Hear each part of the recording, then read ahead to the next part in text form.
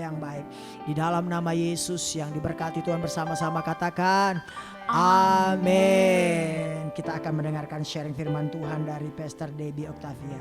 Saya persilakan kepada hambanya. Shalom semuanya. Shalom. Yuk kita berdoa. Terima kasih Tuhan Yesus untuk kesempatan yang Kau berikan bagi setiap kami untuk kami belajar bersama-sama sebagian kebenaran firman-Mu. Kami percaya bahwa setiap kami sudah diurapi oleh Tuhan, dan biarlah kebenaran firman-Mu boleh membebaskan kami, boleh memerdekakan kami, sehingga kami mempunyai paradigma yang benar seperti yang Engkau kehendaki, sehingga setiap kehidupan kami boleh maksimal di hadapan Tuhan. Terpujilah nama Bapa, di dalam dan demi nama Tuhan Yesus kami berdoa. Haleluya. Amin. Shalom semuanya, hari ini kita belajar bersama-sama dengan tema selesaikan tugasmu. Ya, sebagai orang beriman kita percaya bahwa setiap kita tanpa terkecuali dengan segala kekurangan, segala kelebihan, kita diciptakan oleh Tuhan untuk melakukan pekerjaan baik di dalam Kristus Yesus untuk kita semua menjadi terang dan garam bagi dunia. Amin. Menjadi terang dan garam bagi dunia ini bukan berarti kita harus keliling dunia dulu, saudara, ya, enggak. Tetapi yang dimaksud adalah kita menjadi terang dan garam bagi orang-orang yang ada di sekitar kita yang cara hidupnya masih mengikuti cara dunia. Ya, oleh karena itu, ketika kita mau menjadi terang dan garam bagi dunia, otomatis kita harus hidupnya tampil beda. Kita nggak bisa hidup mengikuti cara dunia. Kita mengikuti apa yang Tuhan katakan tentang kehidupan kita. Ya, jadi hidup ini bukan hanya sekedar hidup, saudara. Bukan hanya memikirkan keinginan kita, bukan hanya memikirkan masalah kita, tetapi kita harus ingat bahwa ada satu tugas mulia yang sudah Tuhan percayakan buat saudara dengan saya, apapun saat ini kehidupan kita. Saudara dengan saya kita punya masalah sendiri-sendiri, tetapi itu tidak bisa meniadakan tugas mulia daripada Tuhan. Kita nggak boleh lupa akan tugas yang Tuhan berikan buat setiap kita. Karena setiap kita dipanggil oleh Tuhan untuk menjadi terang dan garam. Setiap kita dipanggil oleh Tuhan melalui kehidupan saudara dengan saya yang punya masalah ini, orang masih bisa melihat bahwa ada Kristus dalam kehidupan kita. Amin, saudara, ya. Dan kita mau untuk menyelesaikan tugas dari Tuhan ini bukan hanya sekedar selesai, ya. Ketika waktu kita sudah selesai di dunia baru kita bilang, ya sudah selesai tugasnya. Enggak. Tapi kita mau ketika kita menerima tugas dari Tuhan, kita mau berkata, Tuhan, aku mau menyelesaikan tugasku dari Tuhan dengan berkenan di hadapan Tuhan. Amin, saudara. Ya, yuk sekarang kita belajar dari seorang yang bernama Ezra. Ya, tolong ditampilkan. Ezra pasal 7 ayat yang ke-28b. Ya. Kita baca, ya. 2, 3. Maka aku menguatkan hatiku, karena tangan Tuhan Allahku melindungi aku, dan aku menghimpunkan dari antara orang Israel beberapa pemimpin untuk berangkat pulang bersama-sama dengan aku. Selanjutnya, aku menghimpunkan mereka dekat sungai yang mengalir ke Hawa, dan di sana kami berkemah 3 hari lamanya. Ketika aku selidiki mereka, ternyata ada orang-orang Israel awam dan imam-imam, tetapi tidak kudapati di antara mereka orang-orang dari Bani Lewi. Sebab itu aku mengirim Elisier, Ariel, Semaya, Elnatan, Yarib, Elnatan, Natan, Sakaria, Mesulam, yakni kepala-kepala kaum keluarga, dan Yoyarib dan Elnatan, yakni pengajar-pengajar, dengan suatu pesan untuk Ido, kepala setempat di Kasifia. Aku menaruh perkataan-perkataan ke dalam mulut mereka untuk dikatakan kepada Ido dan saudara-saudaranya, para budak di bait Allah di Kasifia itu, supaya mereka mendatangkan kepada kami orang-orang yang harus menyelenggarakan kebaktian di rumah Allah kami. Kemudian karena tangan murah Allah kami itu melindungi kami, didatangkanlah oleh mereka kepada kami orang-orang yang berakal budi dari Bani Mahli bin Lewi bin Israel, yakni Serebia dengan anak-anak dan saudara-saudaranya 18 orang. Dan Hasepia beserta Yesaya dari Bani Merari dan saudara-saudaranya dan anak-anak mereka 20 orang. dan dari para budak di bait Allah yang diberikan Daud dan para pembesar untuk membantu pekerjaan orang-orang Lewi, 220 orang yang masing-masing ditunjuk dan dengan disebut namanya. Kemudian di sana di tepi sungai Ahawa, aku memaklumkan puasa supaya kami merendahkan diri di hadapan Allah kami dan memohon kepadanya jalan yang aman bagi kami, bagi anak-anak kami dan segala harta benda kami. Karena aku malu meminta tentara dan orang-orang berkuda kepada raja untuk mengawal kami terhadap musuh di jalan. Sebab kami telah berkata kepada raja demikian, tangan Allah kami melindungi semua orang yang mencari Dia demi keselamatan mereka, tetapi kuasa murkanya menimpa semua orang yang meninggalkan Dia. Jadi berpuasalah kami dan memohonkan hal itu kepada Allah, dan Allah mengabulkan permohonan kami. Haleluya, saudara. Ya, hari ini kita mau belajar dari seorang yang bernama Ezra, ya, yakni dia yang diutus untuk memimpin rombongan dari Babel ke Yerusalem. Setiap kita pun juga diberi tugas oleh Tuhan untuk membawa keluarga kita, saudara, teman-teman, sanak famili kita, orang-orang di sekitar kita, bahkan orang yang tidak pernah kita kenal pun sebelumnya, agar kita bisa menjadi berkat, agar mereka mengenal Tuhan. Ya, apa yang harus kita lakukan sebagai ketika kita sudah menerima tugas daripada Tuhan? Yang pertama harus kita lakukan adalah kita itu harus berjalan bersama dengan Tuhan. Ya, coba tolong ditampilkan lagi Nina ayatnya, Ezra 7 ayat 28b. Ya, dikatakan di sini Ezra mengatakan, aku akan menguatkan hatiku. Nah, di dalam ayat ini dia mengatakan aku menguatkan hatiku, di mana sebelumnya dia tidak berani, saudara. Tetapi mengapa di dalam ayat 28b ini Ezra mengatakan maka aku menguatkan hatiku? Dengan kata lain dia berkata maka aku yakin. Karena apa? Karena Ezra tahu bahwa tangan Tuhan Allah melindungi dia. Artinya dia tahu, dia berani melangkah karena dia tahu bahwa dia tidak berjalan sendiri, tetapi dia berjalan bersama dengan Tuhan. Ya, jadi sebelumnya Ezra ini nggak berani ambil keputusan, tetapi dalam ayat yang ke-28 dia berkata, maka aku yakin karena tangan Tuhan Allahku melindungi aku. Dan ketika dia mendapat konfirmasi daripada Tuhan, maka barulah itu Ezra mulai melangkah, saudara. Ya, setelah Ezra yakin bahwa Tuhan menyertainya, maka Ezra ini berani melangkah. Dia mulai menghimpun orang-orang untuk berangkat bersama dia. Lihat saudara ya, bahwa orang yang berjalan bersama dengan Tuhan, dia akan memastikan apakah yang dia lakukan ini sesuai dengan kehendak Tuhan atau tidak. Kalau sesuai dengan kehendak Tuhan, maka dia percaya bahwa akan ada Tuhan yang berjalan bersama dengan dia, dan ketika ada Tuhan yang berjalan bersama dia, maka otomatis akan ada yang namanya penyertaan Tuhan. Ya, orang yang berjalan bersama dengan Tuhan, dia tidak akan berani melangkah tanpa mendapat ACC dari Tuhan. Ya, saudara. Nah, kemudian kita lihat lagi dalam Ezra 8 ayat 15, ya. Dikatakan begini, aku menghimpun mereka dekat sungai yang mengalir ke Ahawa, dan di sana kami berkemah 3 hari lamanya. Ya, kemudian dikatakan apa? Ketika kuselidiki mereka, lihat saudara, kuselidiki ini artinya apa? Ketika aku memastikan mereka, setelah Ezra ini mulai menghimpun orang-orang untuk berangkat bersama dengan dia, tidak semerta-merta kemudian Ezra ini setelah menghimpun orang-orang kemudian dia berkata, ayo kita berangkat. Enggak, saudara. Tetapi sekali lagi dia berkata, tetapi kuselidiki mereka. Sekali lagi Ezra ini memastikan, ya, siapa saja yang ada bersama dengan dia. Ternyata setelah diselidiki dikatakan di sana apa? Tetapi tidak kudapati di antara mereka orang-orang dari Bani Lewi. Siapakah orang Bani Lewi ini? Orang Bani Lewi ini adalah orang yang diberikan tugas oleh Tuhan agar mereka bisa menyelenggarakan kebaktian di rumah Tuhan. Jadi pada waktu itu tidak setiap orang bisa melakukan ibadah, saudara. Hanya Bani Lewi yang diberikan tugas oleh Tuhan.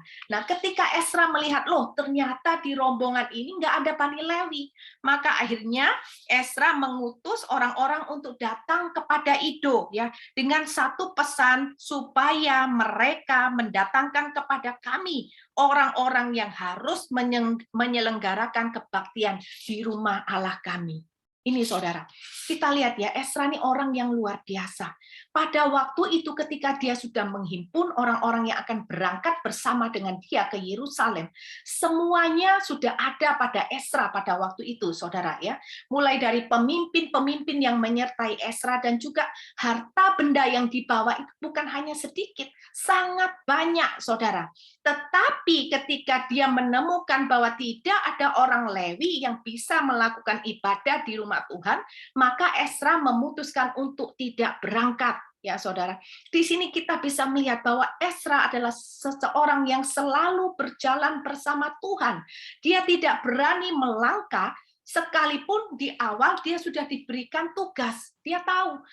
Tapi ketika dia mau melangkah satu kali lagi, dia cek. Dia harus datang kepada Tuhan. Dia harus mencari hadirat Tuhan sebelum dia melakukan sesuatu. Di sini kita belajar bahwa orang yang berjalan bersama dengan Tuhan itu adalah orang yang berkomitmen. Kita berjalan bersama dengan Tuhan itu adalah sebuah komitmen, saudara. Bukan hanya di awal, kemudian waktu dapat tugas, oh kita cari Tuhan. Tetapi kemudian langkah-langkah selanjutnya, hari-hari selanjutnya, kita mulai lupa lagi, kita nggak cari Tuhan. Karena mungkin kita berpikir, saya kan sudah dikasih tugas oleh Tuhan. Berarti Tuhan sudah percaya saya. Ya udah, saya jalankan aja. Yang penting saya jalankan tugas saya. Bukan, saudara. Berjalan bersama Tuhan adalah komitmen. Ya. Jangan karena kita berpikir, saya kan sudah pelayanan kemana-mana, saya kan sudah sering menaikkan pujian penyembahan, saya sudah jadi worship leader, saya sudah level rohaninya ini sudah tinggi, jadi nggak perlu lagi cari Tuhan. No, saudara, ya. Kita harus ingat berjalan bersama dengan Tuhan itu adalah komitmen. Nah, kita bagaimana? Kita punya tugas menjadi terang dan garam itu sejak kapan? Sejak kita belum diciptakan, sejak kita masih di kandungan, saudara. Tetapi officialnya, ya kita terima tugas dari Tuhan, itu officialnya adalah sejak kita dibaptis. Ketika kita menyerahkan hidup kita kepada Tuhan, di situ Tuhan memberikan tugas kepada kita. Tuhan berkata, ingat, kamu sekarang adalah orang percaya. Tugasmu adalah menjadi terang dan garam bagi dunia. Nah, sekarang kita cross-check. Apakah sejak kita dibaptis sampai hari ini, sampai detik ini, apakah kita masih berjalan bersama Tuhan atau tidak? Perlu komitmen, saudara. Ya. Nah, orang yang beribadah belum tentu dia mencari Tuhan. Bagaimana dengan kita? Oh ya Bu, saya masih cari hadirat Tuhan. Tetapi pertanyaannya lagi, kalau kita masih mencari hadirat Tuhan, pertanyaan selanjutnya adalah apakah itu kebiasaan atau kebutuhan? Ketika kita mencari Tuhan, kita ibadah, kita baca firman hanya sebagai rutinitas, sebagai kebiasaan, maka kita bukanlah orang yang berjalan bersama dengan Tuhan. Ya, hari ini kita cross check, yuk pagi ini kita masih ikut ibadah, kita setia ikut ibadah di rumah doa Immanuel. Kita tanya, kenapa sih kok aku ini setia mengikuti doa ibadah di rumah doa Immanuel? Jangan-jangan karena, aduh Bu, kalau enggak ikut sungkan Bu, kenal sama semua pengerja-pengerjanya, nanti ditanyain, kok enggak datang gitu ya. Nanti ditanyain Pak David, hey bro, kamu kok enggak muncul bro minggu lalu? Aduh enggak enak Bu, jadi aku datang gitu ya. Mungkin aku enggak enak sama Bu Lili, jadi ya datang lagi. Nah, kita harus lihat saudara, motivasi kita apa? Hendaknya setiap orang yang berjalan bersama dengan Tuhan, dia mencari hadirat Tuhan itu karena dia tahu bahwa dia butuh Tuhan. Dia mencari hadirat Tuhan itu sebagai apa? Kebutuhannya, saudara. Ya. Karena apa? Di dalam Galatia 3 ayat 3 dikatakan, adakah kamu sebodoh itu? Kamu telah memulai dengan roh, maukah kamu sekarang mengakhirinya dengan daging? Banyak sekali saudara contoh-contoh dalam kehidupan kekristenan kita, di mana dulu orang yang awalnya cinta Tuhan menggebu-gebu melayani Tuhan.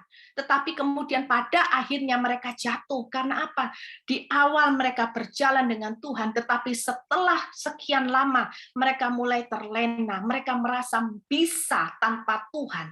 Inilah bahayanya kalau kita berjalan bersama dengan Tuhan tanpa komitmen. Ya, hendaknya setiap kita mau berjalan bersama Tuhan dengan komitmen, sehingga kita memulai dengan Tuhan dan kita akan menyelesaikannya bersama dengan Tuhan. Amin. Nah, kemudian orang yang berjalan bersama dengan Tuhan adalah orang yang menjaga langkah kakinya seiring dengan kehendak Tuhan.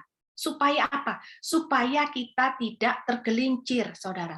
Sebaliknya, kita tuh nggak bisa mengharapkan, oh nggak bisa, Bu, saya nggak bisa menyelaraskan langkah saya dengan Tuhan. Saya maunya Tuhan yang menyelaraskan dengan saya. Itu nggak bisa, saudara.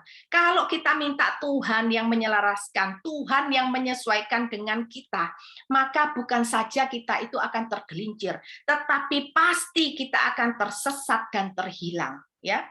Tetapi orang yang berjalan bersama dengan Tuhan, dia menjaga langkah kakinya seiring dengan kehendak Tuhan. Karena apa? Fokus hidupnya itu adalah Tuhan dan kehendaknya. Nah, bagaimana agar kita ini tetap selalu bisa menjaga langkah kaki kita seiring dengan Tuhan? Langkahnya adalah kita berani meninggalkan dosa dan keinginan kita, dan kemudian kita beralih kepada hidup kudus dan keinginan hati Bapa. Itu saudara caranya. Kita nggak bisa lagi kita hidup di dalam dosa. Ya, dosa apa, Bu? Saya nggak selingkuh loh, Bu. Nggak pernah selingkuh. Saya ini kudus, saya ini suci. Saya nggak pernah, Bu, merampok. Saya nggak pernah mencuri. Saya hidup kudus, hidup suci. Tetapi coba lihat dalam keseharian kita. Ketika kita masih sering ngomongin tentang orang lain, membicarakan kejelekan orang lain, ketika musuh kita tertimpa musibah, kita ketawa, kapokmu kapan, gitu ya. Ketika kita lihat musuh kita jatuh, kita bilang, itu hukuman dari Tuhan. Nah, itu juga adalah tidak hidup kudus, saudara. Hidup kudus itu dari hati. Ketika kita punya pikiran jelek sedikit saja, itu pun kita sudah tidak hidup kudus. Tapi kemudian kita bertanya, aduh Bu, susah. Memang susah. Tetapi bukan berarti ketika susah kita berhenti untuk tidak berusaha. Justru di sini Tuhan mengingatkan hidup kudus itu memang tidak mudah. Tetapi bukan berarti engkau tidak bisa. Selama engkau berjalan bersama dengan Tuhan, maka Tuhan akan terus memberikan kita kekuatan. Roh Kudus akan terus memberikan kekuatan. Karena apa? Tuhan itu mau setiap kita menyelesaikan tugas dari Tuhan dengan berkenan di hadapan Tuhan. Ya, nah kita juga periksa, saudara, apakah saat ini kita masih punya agenda-agenda pribadi yang tidak sesuai dengan keinginan Tuhan? Coba kita berpikir, kalau misalkan saat ini Tuhan berkata, ayo kamu ke kanan ya. Tetapi sebenarnya keinginan hati kita ingin belok ke kiri. Ya, kita ingin ambil yang sebelah kiri, tapi Tuhan berkata, kamu belok kanan. Nah, bagaimana? Apakah kita berani meninggalkan keinginan kita yang ke kiri itu tadi? Beranikah kita berkata, Tuhan, ini adalah hidupku. Beranikah kita menghapus agenda-agenda yang sudah kita tulis, mungkin sejak dari kecil yang masih belum digenapi oleh Tuhan. Kita harus periksa kembali, kita harus berani mengambil hapus agenda-agenda kita yang tidak sesuai dengan keinginan Tuhan. Bahkan seharusnya kita berani untuk meletakkan keinginan kita berkata apa? Tuhan, inilah hidupku. Aku sediakan buku kosong, Tuhan. Buku kosong yang sama sekali belum ada tulisannya. Aku persilahkan kepada Tuhan untuk menuliskannya buat aku. Kita harus berani, saudara, menyerahkan seluruh kehidupan kita kepada Tuhan, biar Tuhan yang menentukan kemana kaki kita ini harus melangkah. Inilah yang dinamakan menyamakan langkah kaki kita seiring berjalan dengan kehendak Tuhan. Amin, saudara. Ya. Nah, orang yang berjalan bersama dengan Tuhan itu juga akan diberikan kepekaan. Ya, saudara, saya percaya, saya melihat orang-orang yang pelayanan di rumah doa Immanuel. Saya mengenal mereka dari beberapa tahun yang lalu, dengan hari ini mereka itu tampil beda, ya, berbeda dengan tahun-tahun sebelumnya yang saya kenal. Karena saya percaya orang yang berjalan bersama dengan Tuhan itu diberikan kepekaan, saudara, sehingga dia akan merasakan ketika ada sesuatu yang tidak beres, supaya apa? Supaya dia memperbaikinya. Sama seperti Esra tadi, dia sudah kumpulkan, tapi tiba-tiba dalam ayat yang ke-15, tiba-tiba dia berkata apa? Ketika aku selidiki mereka. Nah, itu siapa yang menggerakkan kalau bukan Roh Kudus? Roh Kudus yang mengingatkan Esra. Esra, coba cek kembali, ayo itu rombonganmu. Ada sesuatu yang tidak beres. Ternyata setelah dia taat, dia lihat, oh iya benar. Belum ada Bani Lewi yang bisa menyelenggarakan ibadah. Saudara, di sini kita lihat ya, ketika kita berjalan bersama dengan Tuhan, Tuhan itu memberi kepekaan kepada kita, bukan hanya tentang tugas kita menjadi terang dan garam, tetapi segala sesuatu yang tidak beres dalam kehidupan pribadi kita, Tuhan itu akan kasih tahu. Supaya apa? Supaya kita perbaiki, kita bertobat, supaya kita bisa menjalankan tugas ini dengan maksimal. Ada hal-hal yang tidak kita ketahui terjadi di dalam keluarga kita, baik itu untuk pasangan, baik itu untuk anak-anak. Tuhan itu akan singkapkan. Karena apa? Di sini Tuhan ingin menunjukkan, ketika engkau mengerjakan tugas yang datang daripada Tuhan, Tuhan itu memperhatikan hidupmu.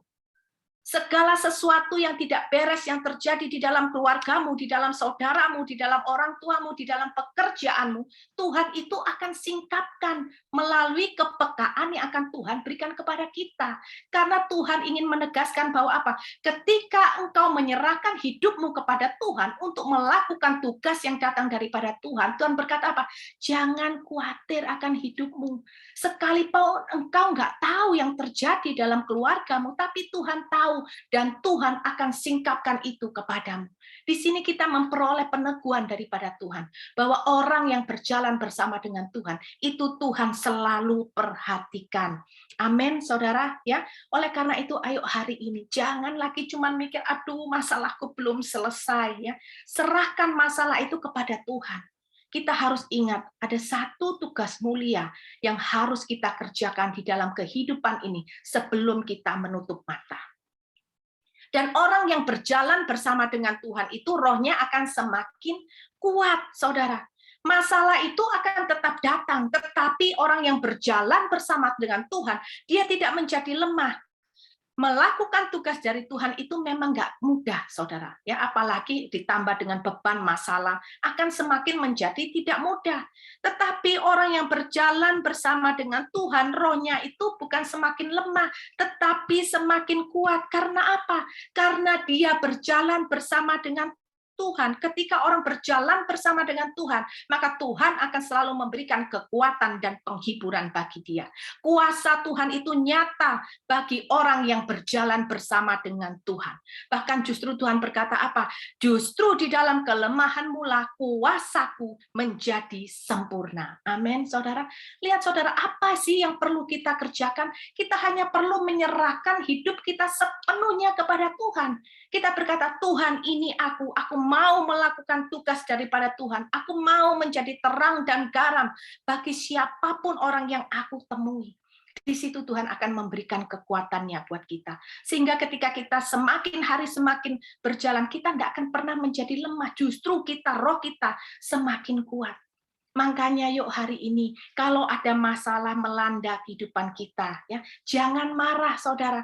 Justru di dalam masalah itu, nama Tuhan akan dipermuliakan. Karena apa? Karena orang lain akan melihat, ya. Misalkan di sini ada si A yang melayani Tuhan dengan tulus, dengan setia, dia lakukan yang terbaik yang dia bisa untuk Tuhan. Tapi orang lain melihat bahwa si A ini banyak masalahnya. Orang itu akan berkata gini, gila ya ini orang si A ya, dia tetap jadi berkat loh, walaupun masalahnya belum selesai. Dia kok kuat ya, kok bisa ya dia tetap happy, dia tetap bisa sukacita. Apa dia nggak mikir ya masalahnya yang besar itu? Nah, ketika dunia melihat kita seperti itu, saudara, kira-kira nama siapa yang dipermuliakan? Nama Tuhan. Dan kita bisa berkata apa? Kalau bukan Tuhan, maka aku tidak akan ada hari ini. Lihat saudara, di dalam masalah itu kita bisa menjadi berkat bagi orang lain.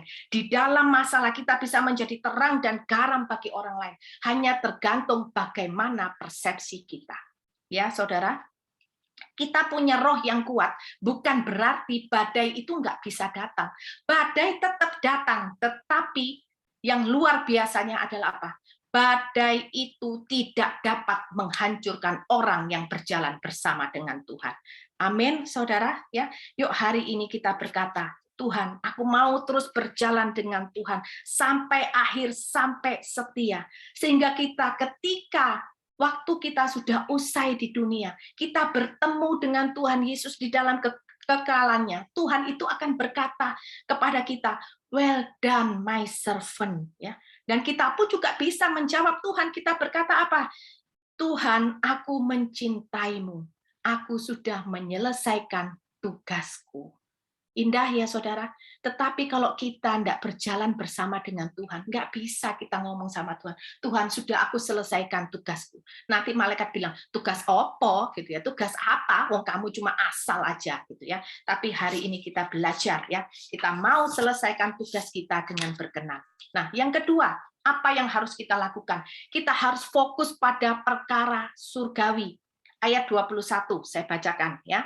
Kemudian di sana di tepi sungai Ahawa itu aku memaklumkan puasa supaya kami merendahkan diri di hadapan Allah kami. Lihat saudara, kenapa saya mengatakan bahwa Esra ini adalah pemimpin yang fokus kepada perkara surgawi.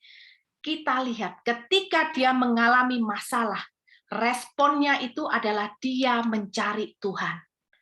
Orang yang mencari Tuhan ketika menemui masalah, dia mencari Tuhan terlebih dahulu sebagai langkah yang pertama adalah orang yang fokusnya kepada perkara surgawi. Esra juga begitu, ketika dia menemui masalah yang dia lakukan adalah apa? Dia berdoa, dia berpuasa, dia mencari petunjuk daripada Tuhan. Kalau orang yang fokusnya hanya kepada duniawi, hanya keberhasilan itu menjalankan tugas Tuhan itu secara duniawi, maka ketika dia menemukan masalah, yang dia lakukan adalah apa? Dia akan selesaikan masalah itu hanya dengan kekuatan dan hikmatnya sendiri, hikmat manusia aja. Tetapi orang yang fokus kepada perkara dunia, dia akan selalu datang mencari Tuhan. Sebelum dia mencari orang lain, dia akan datang terlebih dulu kepada Tuhan. Ya, saudara. Nah, memikirkan perkara di atas itu juga bukan hanya waktu ibadah atau baca firman, saudara. Tetapi selepas itu, setelah ini, setelah jam 12 nanti kita selesai setelah ibadah. Apa sih yang ada di pikiran kita? Apakah kita ini masih memikirkan perkara rohani ataukah jasmani? Ya, kita bisa koreksi lagi. Ketika kita punya waktu senggang, apa sih yang kita renungkan? Apa sih yang mau kita lakukan? Ya, oh sekarang itu ramenya apa? Ya, sejak pandemi apa? Drakor gitu ya. Drakor itu singkatannya drama Korea. Semua, kalau dulu yang nonton drama-drama gitu tuh ibu-ibu, tetapi sejak pandemi bapak-bapak juga seneng nonton film drakor ya saudara. Saya punya beberapa pasangan teman, sekarang itu kalau ditelepon tuh susahnya minta ampun. Kalau bales WA tuh lama minta ampun. Ternyata mereka bilang apa? Sorry ya, keasikan nonton film drama Korea sambungan gitu ya, saudara. Saya sih nggak pernah nonton film drama Korea, jadi nggak tahu ya drama Korea itu sebagus apa. Ya mungkin itu bagus, tapi bukan nggak boleh. Saya nggak anti bilang, oh orang Kristen nggak boleh nonton bioskop, orang Kristen nggak boleh nonton film. Bukan, saudara, nggak apa-apa. Tetapi kita harus koreksi ulang dalam keseharian kita, yang ada di dalam pikiran kita, yang ada di dalam hati kita. Apakah lebih banyak perkara dunia atau perkara surgawi? Jika masih banyak perkara dunia yang kita pikirkan, kesenangan-kesenangan kita, maka kita harus kembali lagi. Ayo sehari ini digiring, ayo kembali. Harus fokus kepada perkara surgawi. Karena apa? Kita hidup ini sedang melakukan tugas dari Tuhan. Bukan hanya hidup itu sekedar nyantai-nyantai, bukan saudara. Ya. Mengapa sih kok kita ini harus fokus kepada apa? Perkara surgawi? Supaya menjaga hati kita tulus dalam melakukan tugas kita. Ya, saya tidak berbicara tugas ini hanya di dalam gereja, tetapi apapun profesi kita, setiap kita punya tugas menjadi terang dan garam. Ya, ketika kita fokus kepada perkara duniawi, ini akan membawa orang lain mengenal Tuhan, bukan mengenal kita. Disitulah pentingnya kita fokus kepada perkara surgawi, menjaga hati kita tetap tulus dalam melakukan tugas kita. Karena apa, saudara? Bisa saja kita ini tetap mengerjakan tugas dari Tuhan. Kita tidak tinggalkan kok tetap, tetapi motivasinya sudah mulai bergeser, dan itu bisa saja terjadi tanpa kita sadari.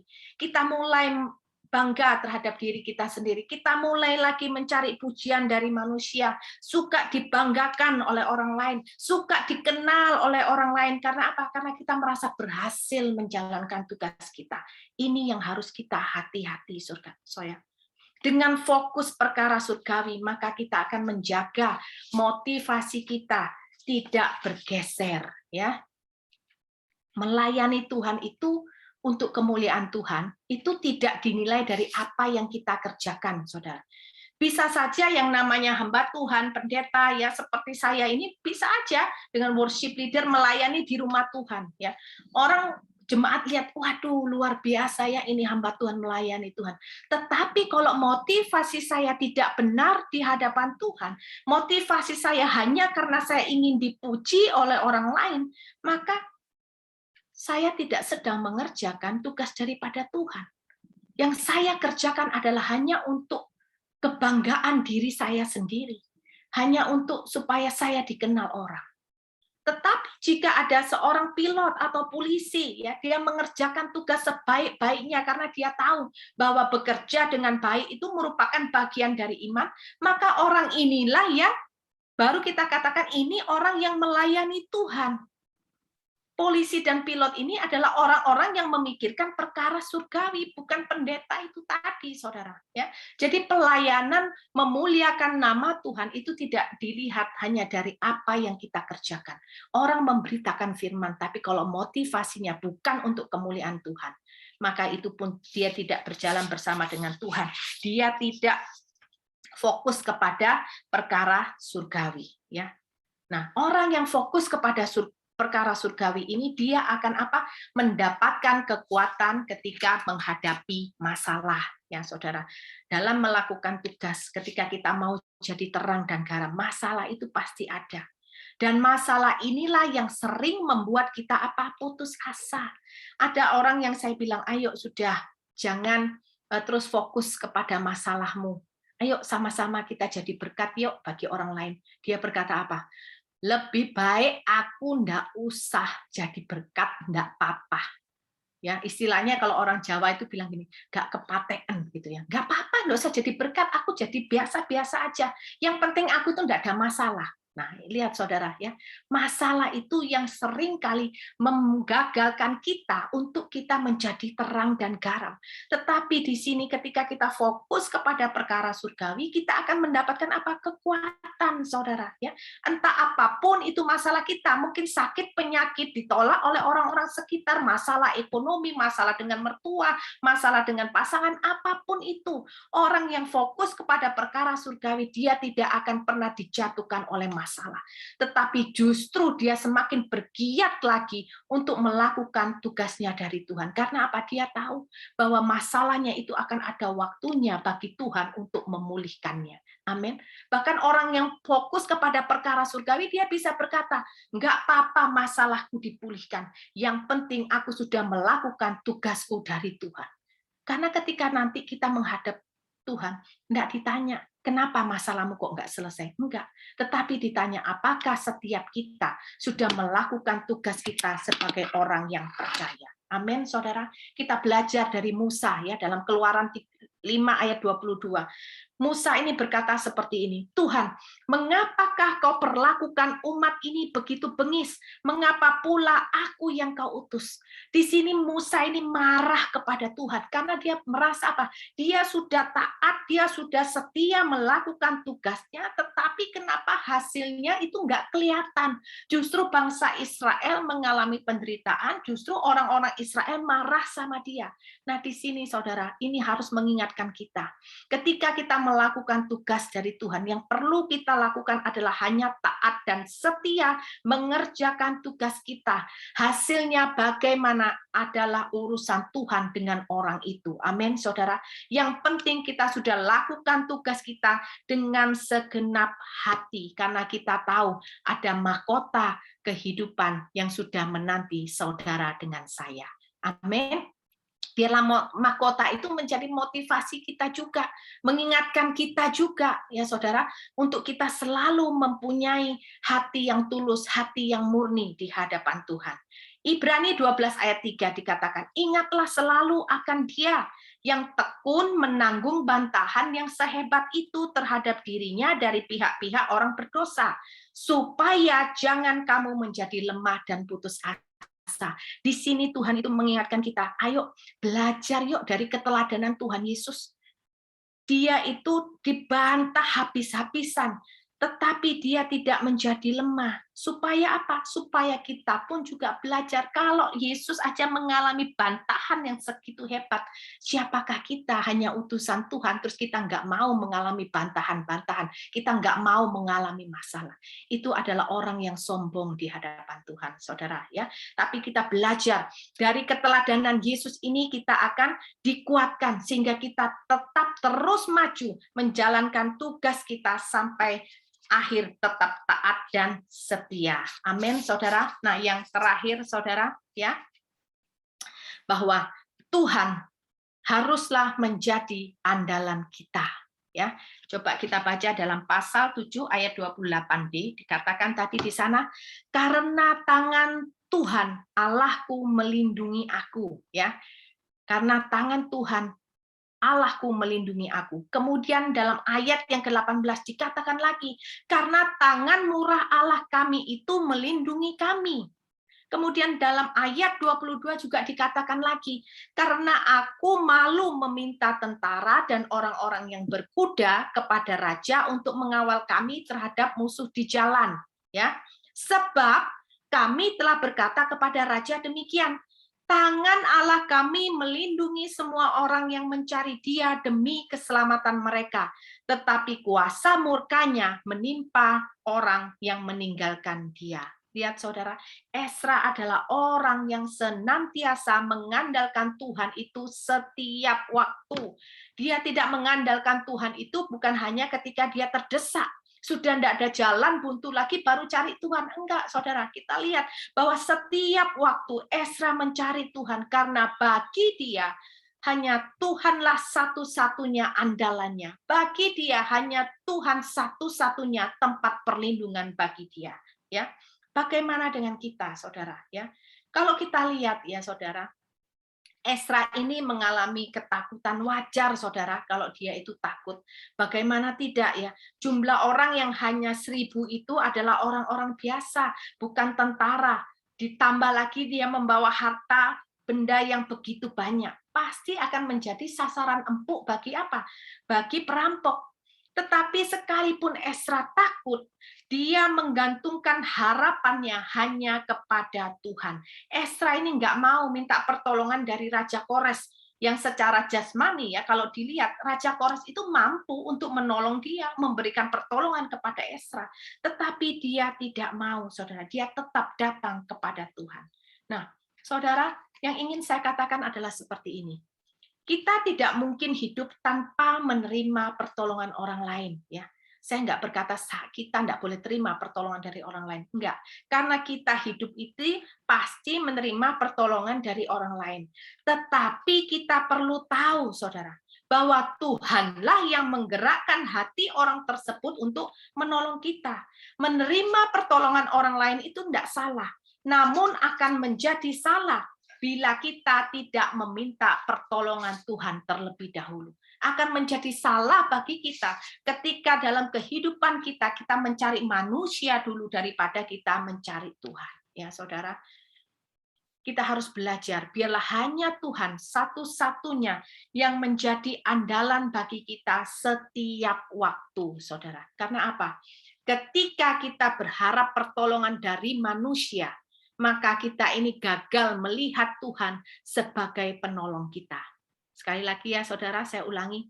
Ketika kita berharap pertolongan dari manusia, maka kita gagal melihat Tuhan sebagai penolong kita. Ya. Dan jika kita terus berharap kepada manusia, maka kita akan menjadi hamba manusia dan bukan menjadi hamba Tuhan. Ya saudara. Nah, apa juga yang harus kita lakukan ketika Tuhan satu-satunya andalan kita? Kita harus menerapkan apa yang kita imani. Sama seperti Esra, dia sudah berkata kepada Raja Kores, ya sebelum dia mengalami masa, dia sudah ngomong duluan sama Raja Kores bahwa Tuhan yang akan aku sembah akan menolong, akan melindungi aku. Jadi ketika terjadi masalah, Esra ingat apa yang dia imani. Jangan kita ketika ibadah kita beriman, amin, puji Tuhan, percaya Tuhan menolong. Tapi selepas ibadah, lihat ada masalah, kita cari pertolongan manusia. Itu yang hari ini diingatkan kepada kita. Tuhan itu menjadi andalan bagi kita setiap waktu, bukan hanya pada waktu kita beribadah. Kita bisa lihat contoh yang salah dari siapa? Dari Abraham, saudara. Ya, Abraham ini ketika dia menjalankan tugasnya, kita bisa katakan Abraham memang mengandalkan Tuhan. Dia berdoa minta pimpinan Tuhan ketika dia menjalankan tugasnya daripada Tuhan. Tetapi kemudian ketika Abraham tinggal di Gerar, ya, Abraham ini berbohong kepada Raja Gerar bahwa istrinya Sarah itu adalah saudaranya. Disinilah kita bisa melihat bahwa Abraham juga bukanlah orang yang mengandalkan Tuhan setiap keadaan. Kita bisa belajar dari kesalahan orang lain supaya kita jangan melakukan kesalahan yang sama. Nggak bisa kita bilang, oh ya, untuk yang ini saya mau mengandalkan Tuhan, tapi untuk bagian ini saya nggak bisa. Nggak boleh, saudara. Ya, kita harus menerapkan apa yang kita imani setiap waktu. Kalau saudara dengan saya berkata, Tuhan adalah andalanku, maka apapun yang terjadi setiap waktu, setiap saat, apapun masalahnya, kita akan selalu datang kepada Tuhan. Percuma kita berkata, Tuhan andalanku, tapi kemudian ketika kita mengalami masalah, yang kita cari adalah manusia. Karena iman tanpa perbuatan hakikatnya adalah mati. Jika kita berkata, Tuhanlah satu-satunya penolongku, Tuhanlah satu-satunya tempat perlindunganku, yuk mari kita praktekkan semua itu, baik dalam keadaan terdesak ataupun tidak. Amin, saudara. Ya, yuk saya ajak kita semua untuk menerapkan apa yang kita imani pada hari ini. Amin, saudara. Ya, sebagai penutup ini saya buka PowerPoint-nya supaya saudara bisa kita flashback kembali, ya, sebentar. Apakah bisa dibaca?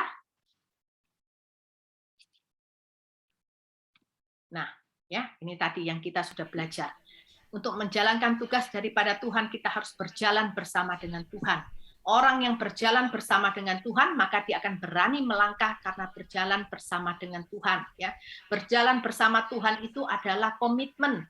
Berjalan bersama Tuhan artinya menjaga langkah kaki kita seiring dengan kehendak Tuhan. Dan orang yang berjalan bersama dengan Tuhan itu akan diberikan kepekaan. Amin. Yang kedua, kita harus fokus kepada perkara surgawi. Ya, orang yang fokus kepada perkara surgawi akan selalu mencari Tuhan. Mengapa kok kita harus cari perkara surgawi? Supaya menjaga hati tetap tulus dalam melakukan tugas kita. Dan kita juga akan mendapatkan kekuatan ketika kita menghadapi masalah, dan kita juga tidak menjadi batu sandungan bagi orang lain. Ya. Yang terakhir, kita juga tetap berkata Tuhan. Jalan itu adalah setiap waktu. Dan ketika kita berharap pertolongan dari manusia, maka kita gagal melihat Tuhan sebagai penolong. Dan yang kedua, menerapkan apa yang kita imani, bahwa Tuhan satu-satunya penolong dan tempat perlindungan kita. Ya, amin. Tuhan Yesus memberkati. Ya, silakan. Yuk kita siapkan hati.